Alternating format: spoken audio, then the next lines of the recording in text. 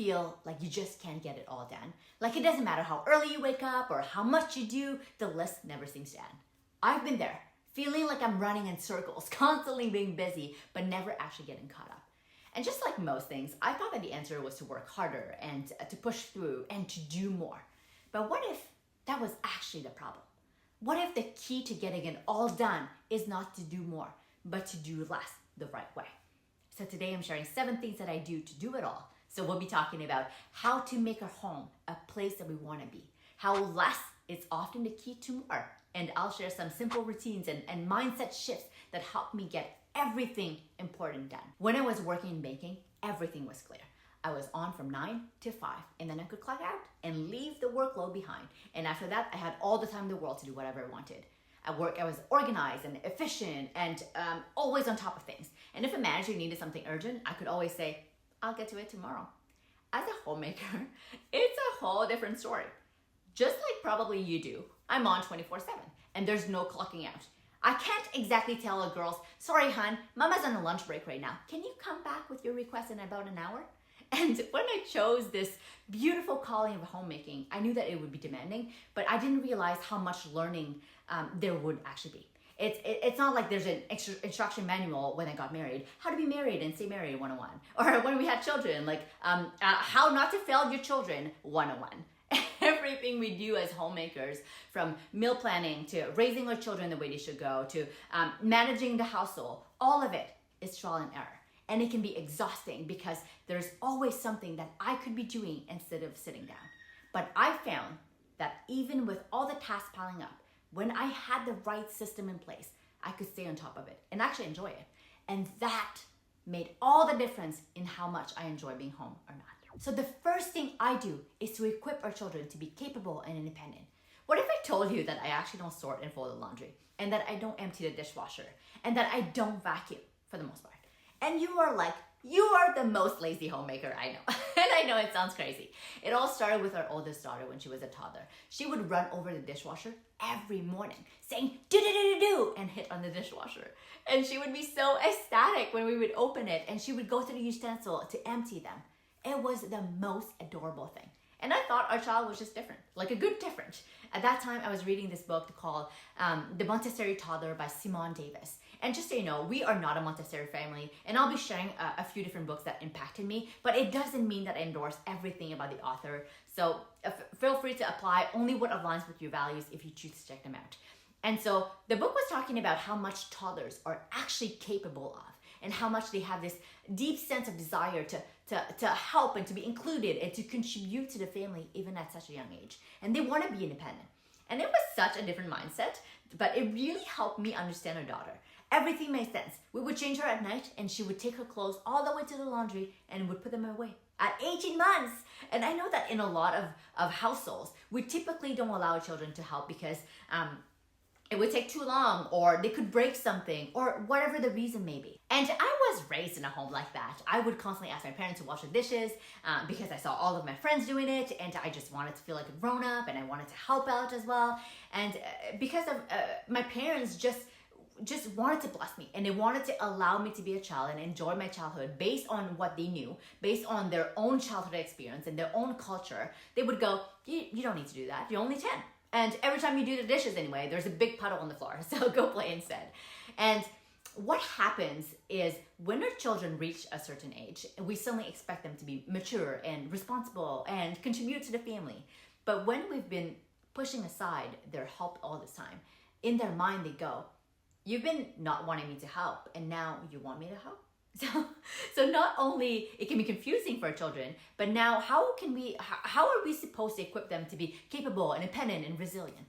And I'm not saying this will happen to every family, but because I didn't have to do the typical household tasks, I end up growing up acting like an entitled person, thinking the world evolved around me. As a controlling perfectionist working to become better, I worked a lot on delegating. And this was a little bit of a challenge for me because I was like, I can do it by myself and exactly the way I want it to be, so what's the point in delegating?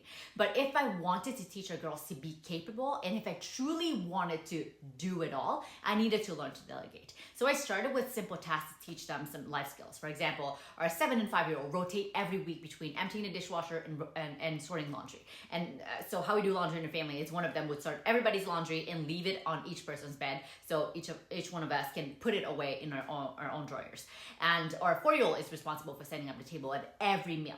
Our 2-year-old vacuums our living space. And actually, our 4-year-old is starting to get bored with her tasks and has been asking to help her big sisters. So we may have to find another system soon. But it's important to note here that the goal is not the household task being done. The goal is to equip our children to thrive in the future.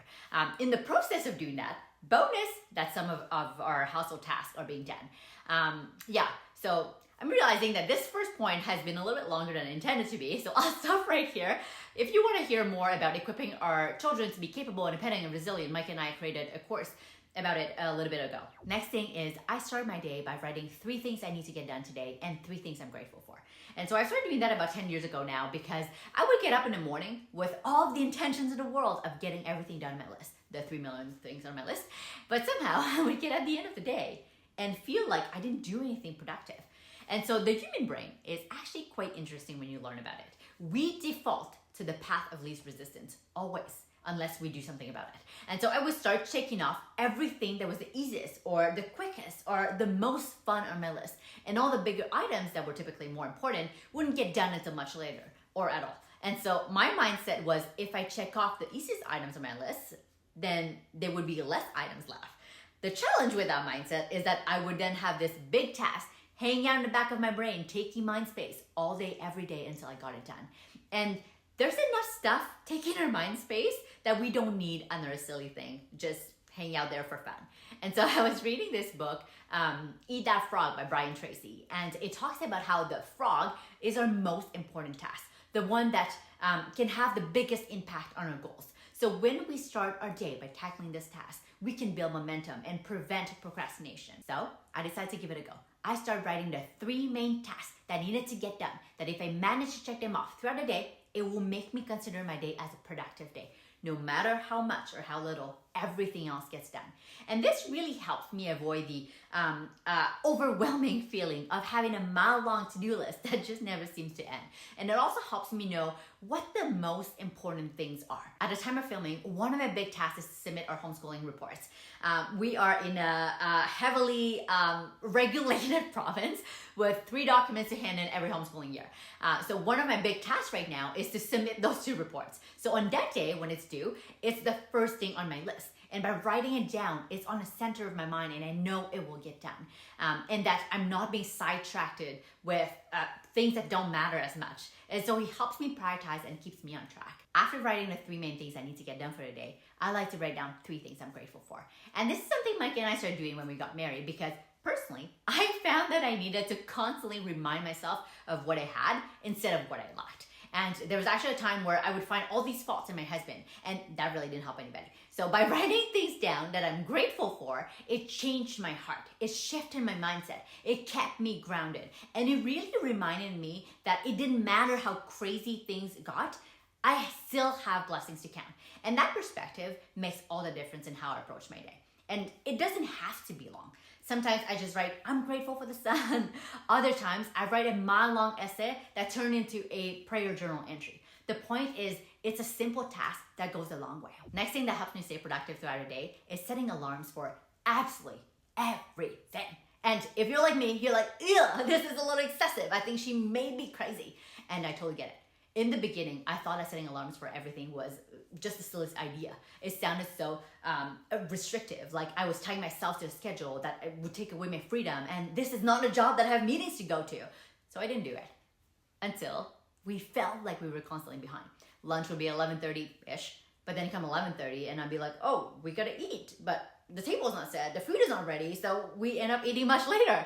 And it just made no sense. It felt like I was always rushing to the next thing because I wasn't organized enough to plan ahead. And so part of my minimalism journey, I realized that a big rush really didn't add value to our life. And so you know how we start doing things differently when we hit rock bottom? Well, I gave it a go.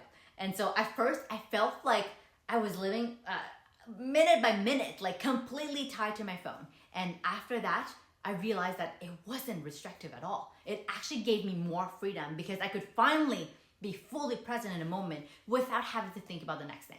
So right now, I have an alarm an hour before lunch needs to be ready to remind myself to start preparing for lunch. And that gives me more than enough time to make sure everything is ready and set on a table by 11:30. I also have an alarm an hour before we need to head out the door for anything, appointments, play dates, anything that requires us to get out of the house and to be on time. And so the alarm goes off and everybody needs to go potty and everything. I also have an alarm an hour before bedtime to remind me it's time to unwind.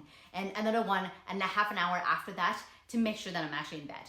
And another one 10 minutes before bedtime. So Micah and I have a heads up that it's time to wrap up our conversation if I want to make sure that I go to bed early enough.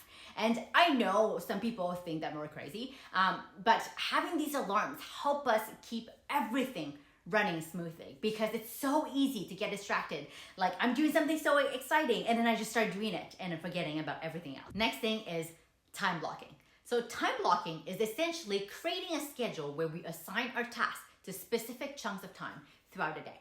So instead of making a one big to-do list, I decide ahead of time when I'm gonna go focus on each item.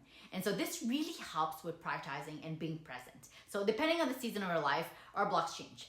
Right now, my time blocks look like this. So from 5 to 7 is my morning routine. So reading the Bible, prayer journaling, writing my top 3, showering and getting ready for the day, whatever I need to do for my morning routine. I don't do those things another time. That's the time block that I have for those things. So from 7 to 9 is the girls' morning routine. And the way I see it is if I had a regular work schedule, I would technically be fully on from 7 to 7. And so at 7 in the morning, the girls wake up, they go through their morning routine board, we have breakfast, Daddy reads the Bible with us, and then the girls go do their household tasks. And then we move on to our next block. From 9 to 11, it's our homeschooling block. Technically, we homeschool in a structured way only 3 days a week, but realistically, they learn every day. And so that's a time where we may go to the library or have a play date or something like that. And so this would not be a time for me to have a one-on-one coffee with a girlfriend, for example. And if I say yes to something like that, then I say no to our children. And that's how I want to look at it for me to understand the time block method. And from 11 to 1 is our lunch block. This includes going out for a walk and time outside. So from 1 to 3, it's a peace and quiet block where the 2 youngest are napping and the 2 oldest and I are doing our own things, whatever we want to do. So this would be a time for me to work on different projects or nap if I want to, or whatever I feel like would be right here in this block. From 3 to 5 is our afternoon block. Sometimes we go outside again, sometimes we stay home, and whatever we do, it's free play for everybody. I personally like this time to work out.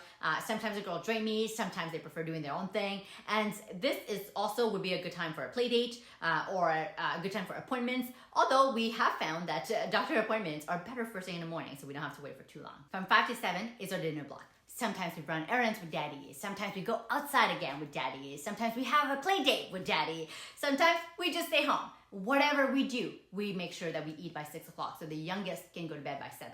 And we stagger them by 15 minutes each. And during that time, they are all reading by themselves.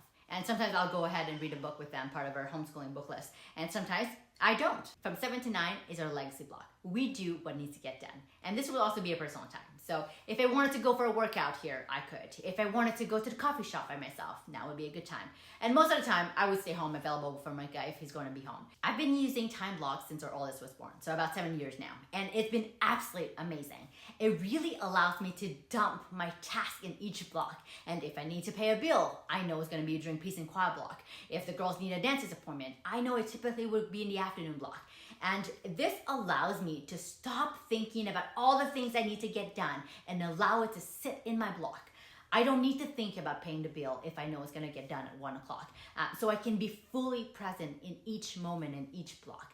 And I started doing that because I would start the day checking off everything on my list first thing in the morning to come in the afternoon and realize that I didn't do what needed to get done in the morning. Because I was so preoccupied by doing other things.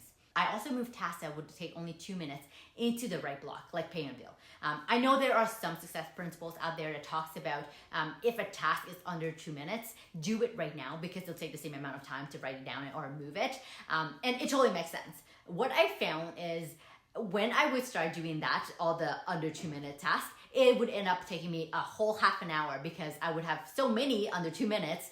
So the main thing that I needed to get done ended up not getting done. The book, The One Thing by Gary Keller and I think it's Jay Papasan or something like that, also really helped me understand the mindset of what's the one thing I can do right now that by doing that, everything else will be easier or unnecessary. The next thing is putting my phone away. I know, you're like, of course you're gonna say that. I used to think that I had pretty good self-control with my phone, and the truth is, if it was within reach, I would pick it up almost every single time without thinking. And to check my calendar, check my texts, check whatever. And I don't even have social media. I don't even have my emails on my phone. I deleted all the apps that I could delete off my phone. I turn off all notifications. My phone is always on Do Not Disturb. So really, there's nothing to check.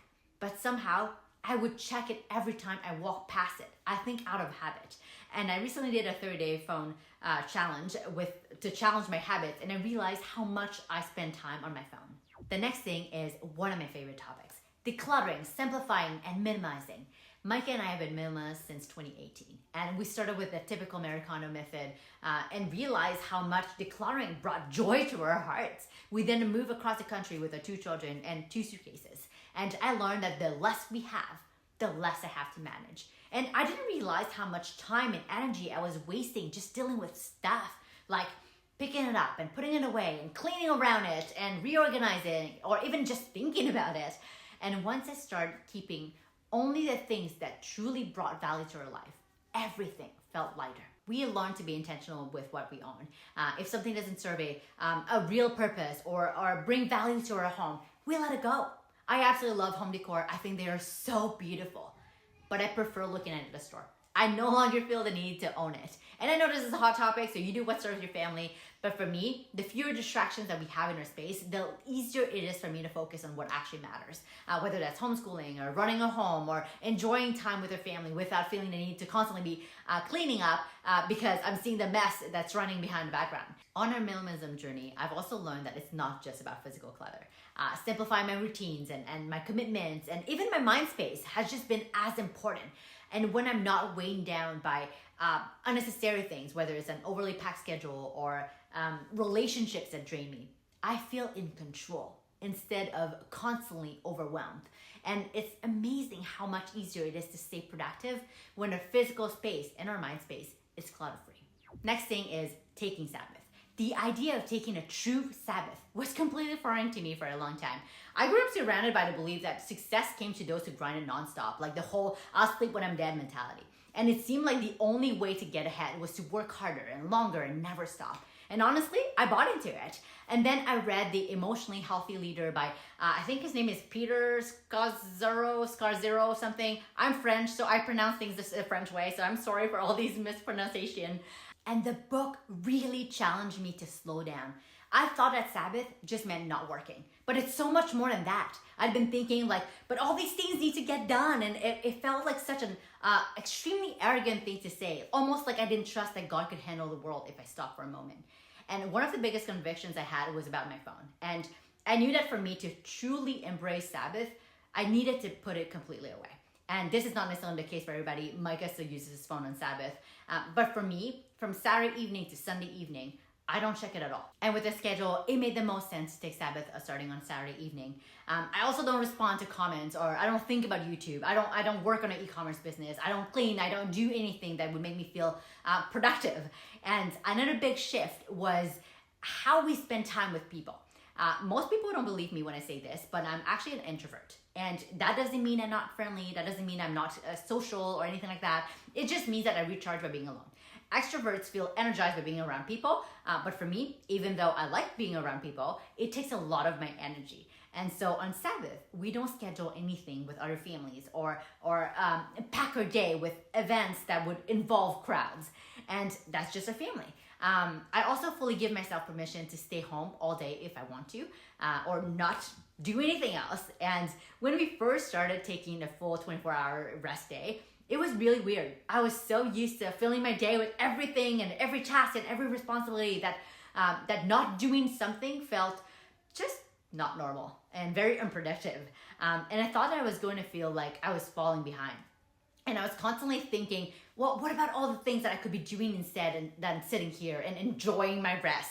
But the more that we took Sabbath, the more I felt energized and refreshed and ready for the week. And the more I realized that I needed that reset. And I learned that taking Sabbath is a reminder that our worth is not in our work, and that we trust God enough to step back and let Him be in control. At the end of the day, I've realized that doing it all doesn't mean that doing everything by myself. It means having the right system in place so that things can run smoothly without burning out. It's absolutely not perfect every day, but I found that when we focus on what truly matters, we can create a home that is peaceful and productive and full of joy. And if you'd like to learn how to also ditch your phone to stay productive, check out the next video in the description.